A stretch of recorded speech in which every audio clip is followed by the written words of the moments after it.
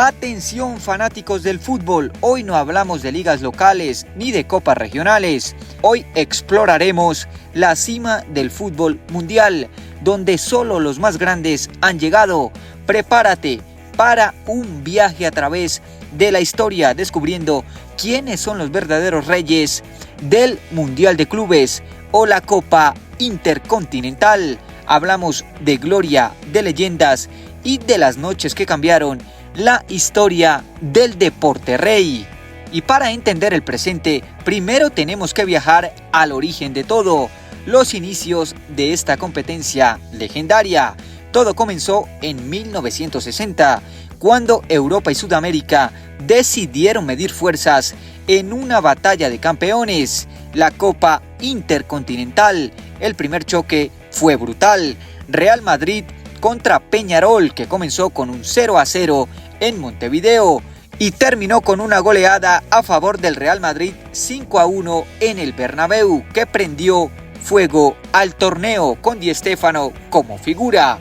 Pero este no era un torneo cualquiera, aquí se pegaban más de lo que se jugaba o se deslumbraba con cada jugada, no había punto medio. En 1969, por ejemplo, el Milan versus Estudiantes terminó con fracturas, agresiones y hasta cárcel para algunos jugadores del Pincha, en la que es recordada como una de las finales más violentas de la historia del fútbol, final que ganó el Milan.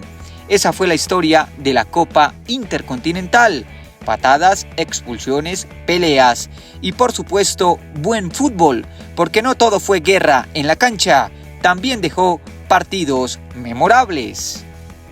Pero no fue hasta entrados en el nuevo milenio cuando la FIFA le puso el sello oficial al torneo y lo convirtió en el Mundial de Clubes. Ya no era entre UEFA y Conmebol, ahora entraban Asia, África, CONCACAF y Oceanía. Un torneo global. Bueno, y después de ese repaso, es momento de hablar de los que escribieron las primeras páginas de gloria. Real Madrid fue el primero. En 1960 levantaron la copa, como ya lo habíamos dicho, y marcaron el camino. Pero en la era moderna, el primer campeón fue brasileño, el Corinthians, que en el 2000 derrotó a Vasco da Gama en el mítico Maracaná. Ese título no solo marcó el inicio del nuevo formato, marcó el regreso del orgullo sudamericano. Y es que con el paso de los años, clubes legendarios como Milan, Boca, Bayern, Sao Paulo han escrito su nombre en oro. Cada título cuenta una historia.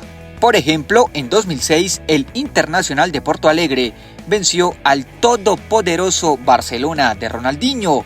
Y en 2012, el Corinthians le ganó al Chelsea en Japón en un partido para la historia. Y si hablamos de historia, no pueden faltar los datos, las cifras y ese palmarés que desata pasiones. Pero, ¿quién manda realmente? Si sumamos Intercontinental y Mundial de Clubes, el rey absoluto ya sabrán quién es. El Real Madrid con 9 títulos, 4 en la vieja Copa y 5 en la moderna.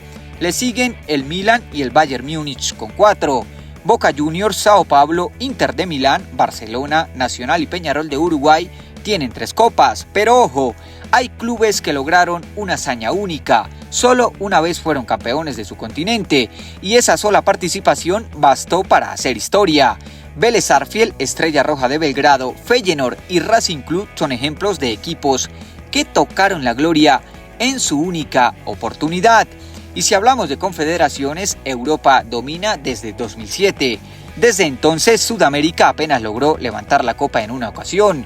En ese tiempo, con Corinthians, como ya lo mencionamos, crisis o simplemente el poder económico europeo pasó por encima. Ahora pasamos a la rivalidad que nunca muere, UEFA versus Conmebol. Aunque Europa manda en los títulos recientes, Sudamérica tiene su mística.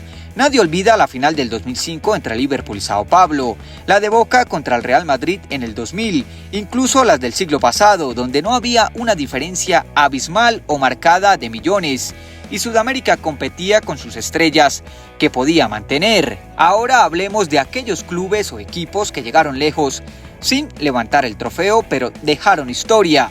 Tigres de México en 2020, finalista contra el Bayern. Raja Casablanca de Marruecos en 2013, haciendo soñar a África, también contra el Bayern Múnich. Kashima Antlers en 2016, llevando a la largue al mismísimo Real Madrid de CR7. Y el poco recordado Mazembe del Congo, que en 2010 dio la sorpresa contra el Inter de Milán en la final tras dejar en el camino al otro Inter, pero de Porto Alegre. Y ahora pasamos a esas curiosidades, récords y momentos increíbles que solo este torneo nos ha regalado.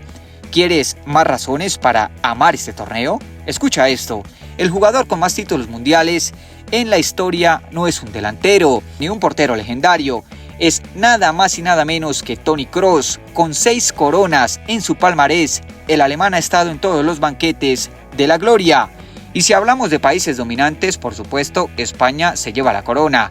Gracias al Real Madrid y al Barça, por supuesto, acumulan la mayor cantidad de títulos mundiales. Le siguen Brasil con su juego bonito y casta copera, e Italia y Argentina, que nunca se quedan en historia. Pero ¿sabías que el único club que ganó sin siquiera ser campeón de su continente fue el Corinthians en el año 2000? Se metió por la puerta del anfitrión y salió por la del campeón, un hito que jamás volvió a repetirse. Y no podemos cerrar sin hablar del coloso de colosos, sí, el Estadio Nacional de Tokio. Durante años fue la catedral de las finales. Si tu equipo estaba allí, sabías que no era un partido más, no era un amistoso, era una cita con la eternidad. Pero ahora te pregunto, ¿quién es para ti el club más grande del mundo? ¿El que tiene más títulos o el que venció a los gigantes con corazón y épica? Déjalo en los comentarios, suscríbete a Fútbol con Sabor a Gol y activa la campana porque se vienen más historias que el algoritmo no te quiere mostrar, pero nosotros sí. Nos vemos en la próxima.